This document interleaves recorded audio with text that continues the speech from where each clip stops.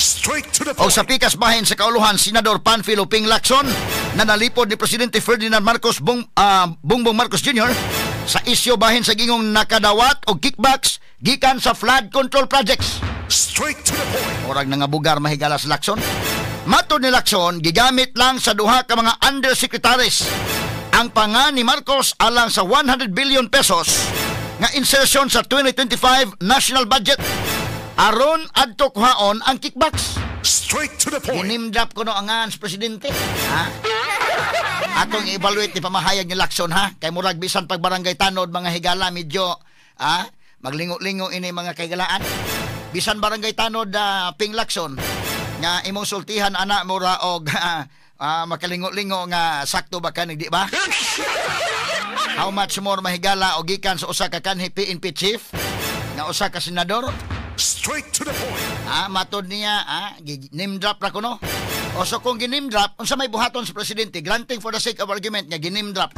Straight to the point. Okay lang ni BBM nga ginim drop siya ni binilyon kana mga higala unya wa lay mahitabo. Okay lang niya nga mo resign ra, nya wa lay mahitabo kay ginim drop siya. Yan tamig pagtagad lubuntaga mga higala sa atong pagban-uban ning atong tulumanon ning inyong tulumanon. Straight to the Iwason point. tanirong taod-taod mga higala na unsa naman ning kalakiha. Unya kining pamahayag ron ni Amy Marcos atol sa second day sa rally mahigala sa atong mga kaigsunan diya sa Iglesia ni Cristo. Nga iyang gibuhian kining mao mga statement labihan ka bugat kaayo mga suking tigpaminaw. Unya iyahay mahigala no ang mga tao lain-lain og reaksyon. Si Senator Ping Lacson lahi po ning iya mga higala, doon na siya pamahayag labot sa kinini ang gisulti ni Amy Marcos o labot sad mahigala sa gisulti ni Saldico, nya ato man ning makunik-kunik mga sukid tigpaminaw ron. Kay si Lacson sa iyang pamahayag labot sa 100 billion mga higala iyang gidipinsahan ang presidente, pero doon na po siya giangkon nga kinini ang gisulting Saldico doon ay kamatuoran sa dayto indayken kay ang 100 billion tinuod magidi ay insertion confirman mahigalang Ping Lacson. Straight to the point. So doon na mga higalay kamatuoran tong dapita unya doon na sa statement sabdihan dapita. Pero unahon to sa ni mahigalang speech ni Senator Amy Marcos mga sukin tigpaminaw. Straight to the point. Sa di pata mo adto ni Lacson og mo adto mahigala ining birsamin nilang pangandaman nga nang resign na sila. Di ni basta-basta mapanghitabo sa palasron ha. Ang iyang mga alter egos, mga higala nga nang resign na. Onya, kadto si Ulayvar o guban pang mga gipanghinganlan mga kahigalaan o si Bersamin nga umangkon. Straight to the point. So duha day nakabuk ng Bersamin day. Day Bersamin, Lucas Bersamin, kanhi Supreme Court Associate Justice. O ang iyang umangkon nga si Adrian Bersamin, nga naas Malacañang. Unya ato ning isgutan mga kaigsunan. Straight to the But point. before balikan ta sa si Amy. Kining ipanulting Amy Marcos. Dunay mga kung tinuod ning tanano, makunik-kunik nimo kadtong kamatayon ni adto mahigalang Paulo Tantuco, ang anak sa tag-iya or tag-iya sa Rostans mga kahigalaan. Straight to the point. Nga namatay dito sa Amerika o kadtong maong kamatayon na matud-an sa kapulisan dito sa US nga na-overdose kadto sa drugs. Straight to the point. Puira, kuan lang ha, puira tandog kay namatay na ra ba. Pero naadahan dapita medyo duol-duol nga ikonik kung tuuhan na to si Amy. Kay sila man kuyuga dito sa Amerika gyud.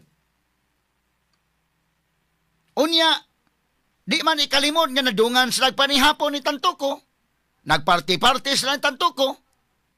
Ang ubang mga facts gani gitago na pero ang dili ikalimod mao nga namatay sa Tantuco og ang namatyan drugs kay na overdose.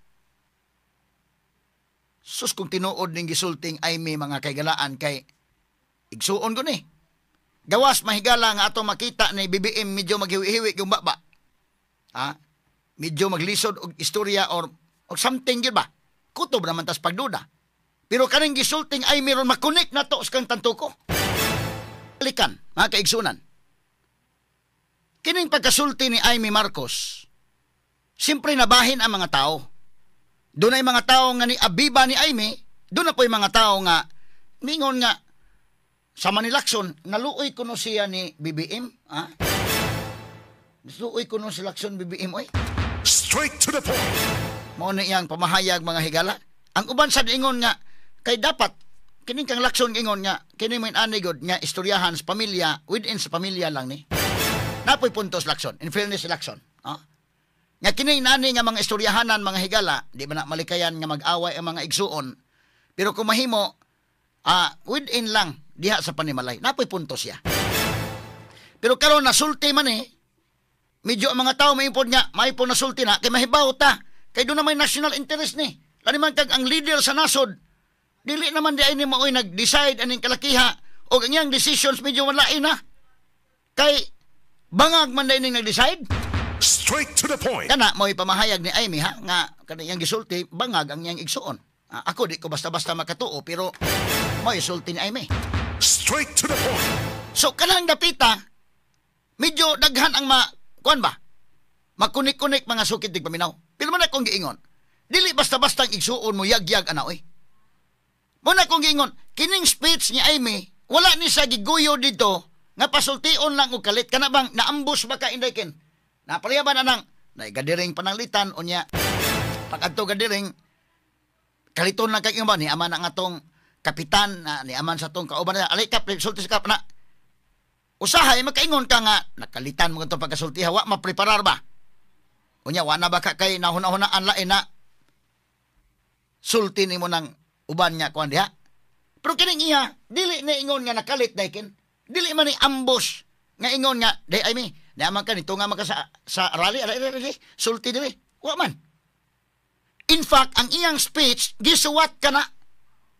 Naigibasa nga script sa tupa, gisuwat ka na, aron mga higala nga mahan ay, og sunod-sunod gyud mga kagalaan, og unsay mga punto nga, dili malimtan nga iyang ikayagyag diha. Straight to the point. So, preparado. Si Senator Amy Marcos aning hitabua. Og nganong nakaako sa pagsulti ini, medyo puno na yun. Si Amy Marcos kumaohon kay doon na may kalainan, kanabitang mahaadto ka o usa ka gadiring, usahay, labi na mga higala, ikaw doon na kay ranggo pananglitan. O labi na sa pamilya pananglitan, ikaw maoy nakahuman kag kolehiyo, inana, niya nagtapok dito sa iyong pamilya. Malagmit, o doon ay reunion, malagmit nga ikaw pasultion ka diha.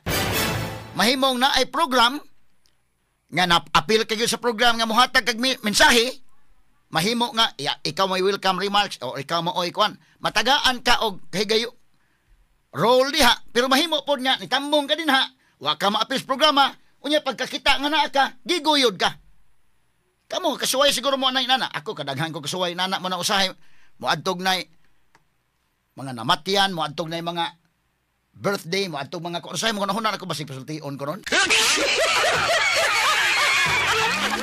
bantay ka na kay bisa ikaw kay matapok sa pamilya ba?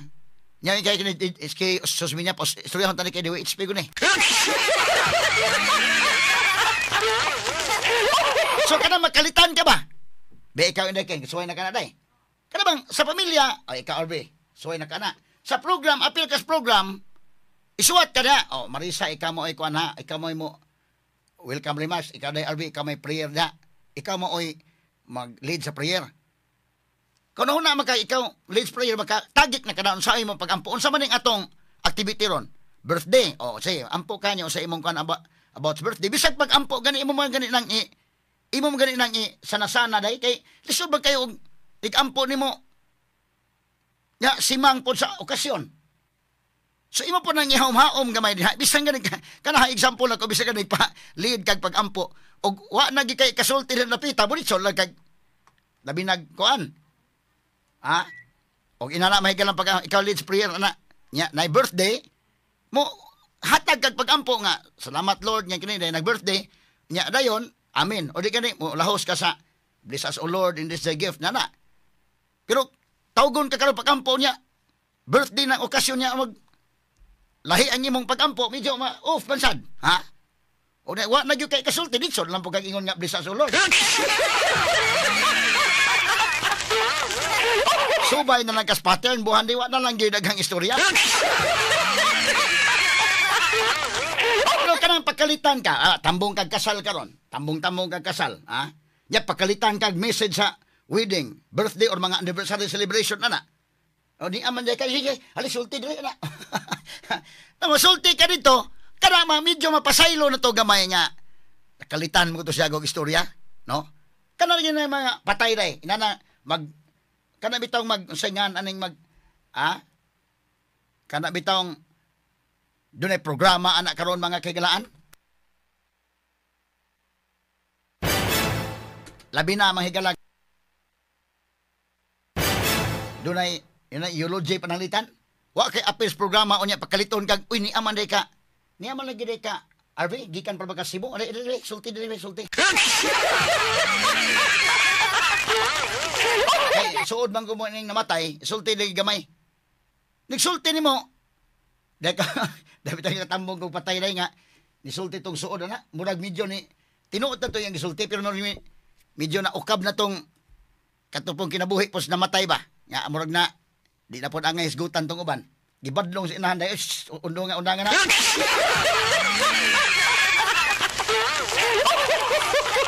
I-appeal naman niya isulti niya nga. Kami aning suod gimian niya. Kuha na okay to. Kadugayan na inguman nga. Gitogin may soroy mis mga baral sa una dito niya, doon ay mga babae dito. Ingon daw inahan si Matay, undangan na.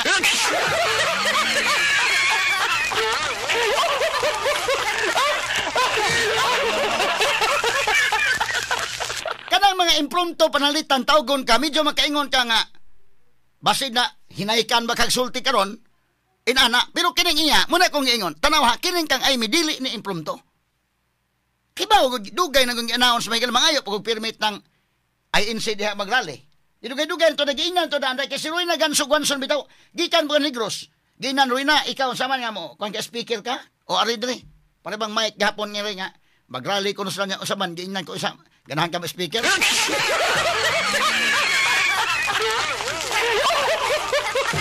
Ikaw, ayaw na ko ng speaker, kasi sige na kong sulti dire kadadlaw.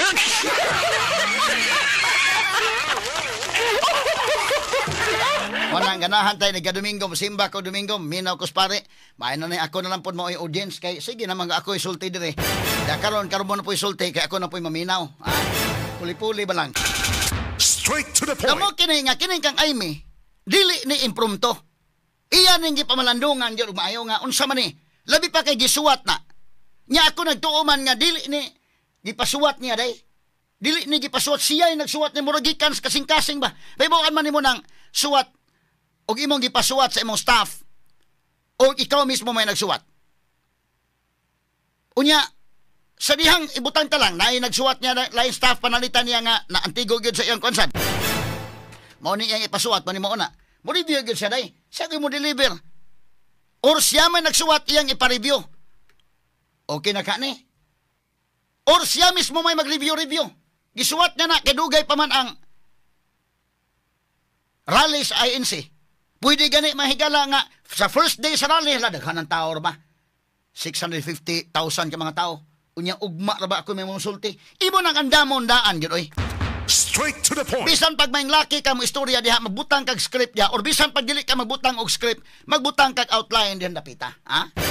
Nahibaw ka nga baga ni mga tawhanan ni amo tambong unya unsa may ko mga punto og dili ako isuwat.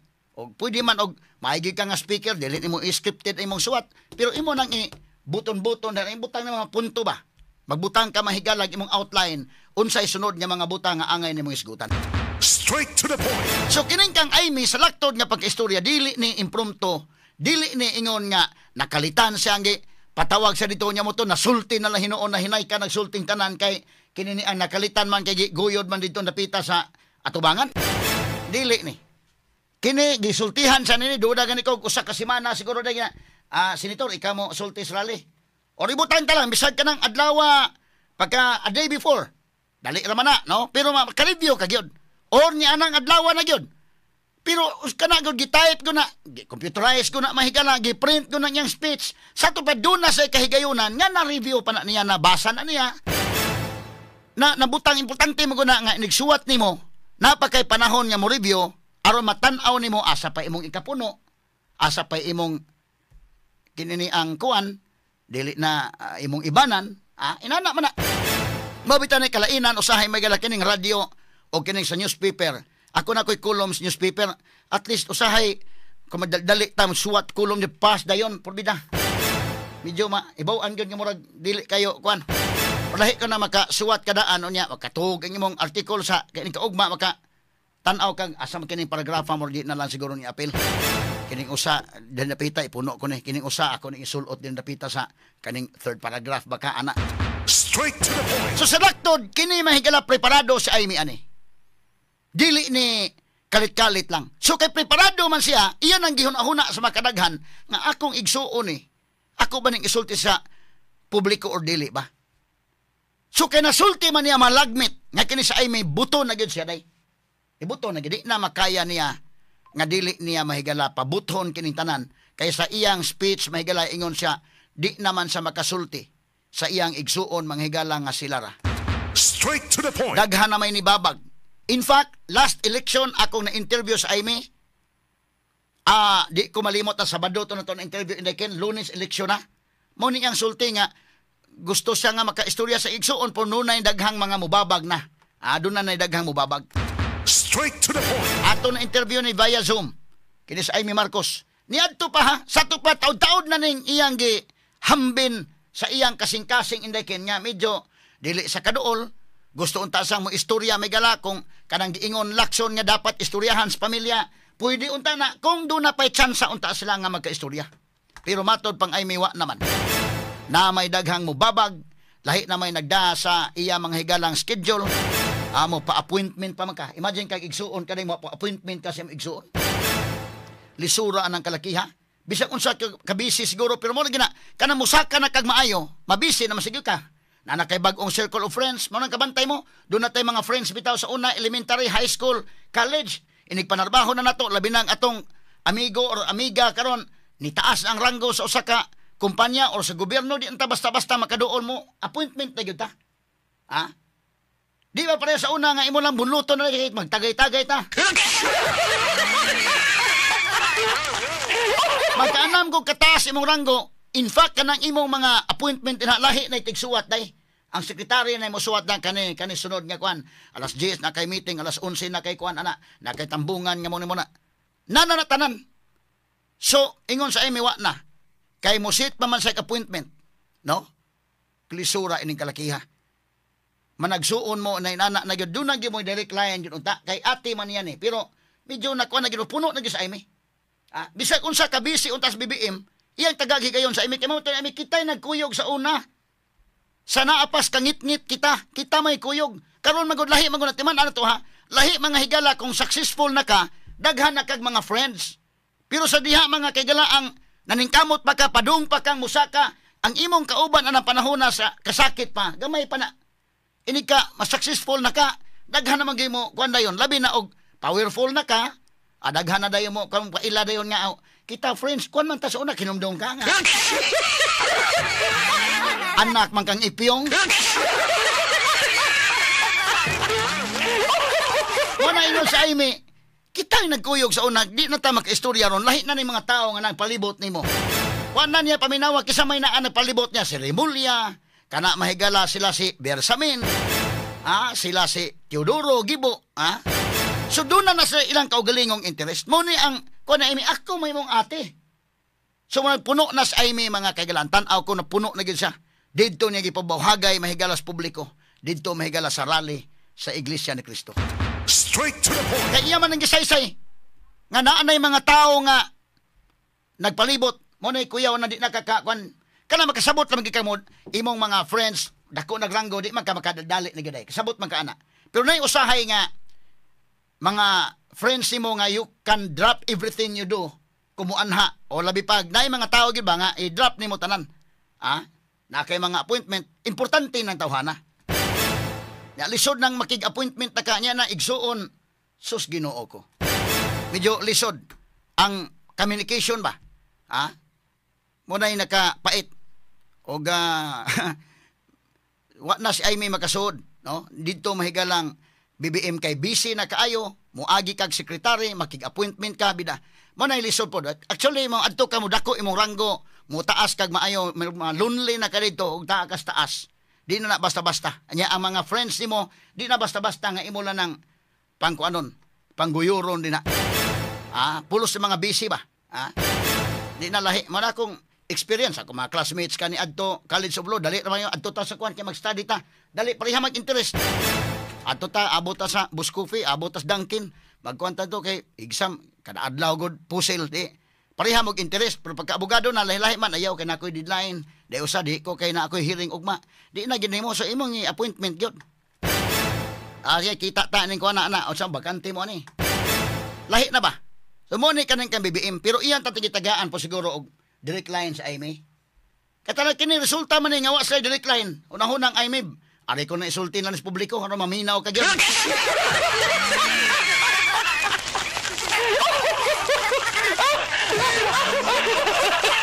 Ano yung nakalisod diha?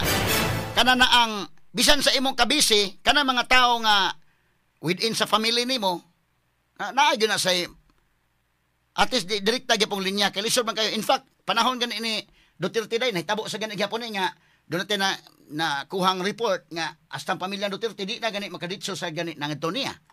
Mo siguro na inana no? So mura og kana na ang dapat ka na napita sulbaruno na kay kini tan-aw na ko ay may ko makaditso pa ni siyang BBM malagmit may istorya niya na ngadtura kay kasi buto kagod kana natingob ato ni buto kay mo man niyang gisulti may galang nga naanay mga tao nga nagpalibot nga mupugong nga magkaistorya sila. Straight to the point. Karon ingon mahigala si Auntie Claire atong kang saldi ko nga AI man. Kini ka ay di naman gini AI.